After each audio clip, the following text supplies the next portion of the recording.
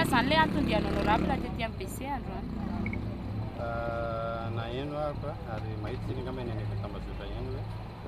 misy olona maromaro ao amin'ireo tanora zay izay voasanty izay mariako ekony fa tena olona niaraka nikolona tamintsika hatrany am-boalohany ireo olon'ireo ary tena tao anatin'izany fitaritana hatrany am-boalohany zany dia tena mahafantatra tsara an'ireo olon'ireo ireo olon'ireo dia tsisy hifandraisana amin'ilay resaka firongony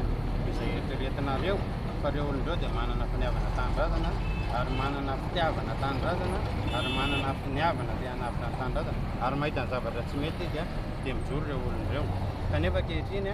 dia mampalahelo satria tsy naneny ny telo akory ny akoho dia izao sady ny ataony zareo efa indro izy tonga mampiatra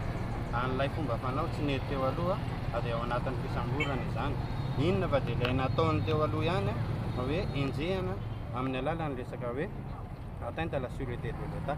zay ny anenjehana ny olona anankiray ary tonga dia ty tsika nijery hoe tena mitombona ve tena ao tokoa ve ilay olona misy an'izany olona izany tokoa ve ao dia tena nanambary zareo fa hery-zo voatazonao amin'ny zareo ao androany na dia zay ny azo nambara aloha dia nidikan'izany dia mazava be miverina indray ilay fomba mampanao mazatra teo aloha averiko foana fa ny lalam-panorenantsika dia manome malalaka tsara mihitsy izay mbola ampiasaintsika hatramin'izao izay natao hoe liberté d'expression zany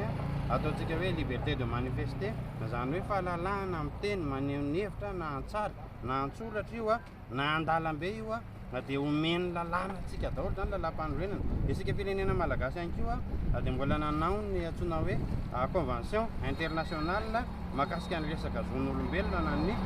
droit universel zany na droit de l'homme dia nanasonian'izany isika mbola misy pacte ihany koa sy ny avitsika mbola relatif amina resaka zon'olombelona ihany mifandraika amina resaka zon'olombelona zany rehetrarehetra zany dia tokony tsy moditsity zany miaro ny zon'olombelona zany afaka miteny sy maneho ny hevitra fa tsy ekeny ary tsy mety raha misy tsy fitovizan-kevitra na tsy fitovizana fomba fijery dia herim-pamoretana avy hatrany no atolotra ary fisamborana avy hatrany ary fametrahana anao avy hatrany fa manonga-panjakana maninona raha ampiasaina ny ady hevitra ajoro ny fifanakalozana ny hevitra tsy azo raha tsy amin'ny olombelona tsy voatery ianareo rery ny anana marina fa ireo zandrikely ireo ireo tanora ireo ireo mpitarika ireo ihany koa mba mety manana marina zay verino marina izy dia alefaso ny fifanakalozana fa tsy mety izao fisamborana akitsorano fotsiny zao dia famoronana dosie ny anaran'izao satria raha ireo tanora ireo tsy havita hanongana fanjakana zany fa mba miteny marary azy izy mba miaro ilay tolona natao izy dia izao ve ny tsetiny anaovantsika azy zany tsy rariny ary tsy ekena izao zavatra mitany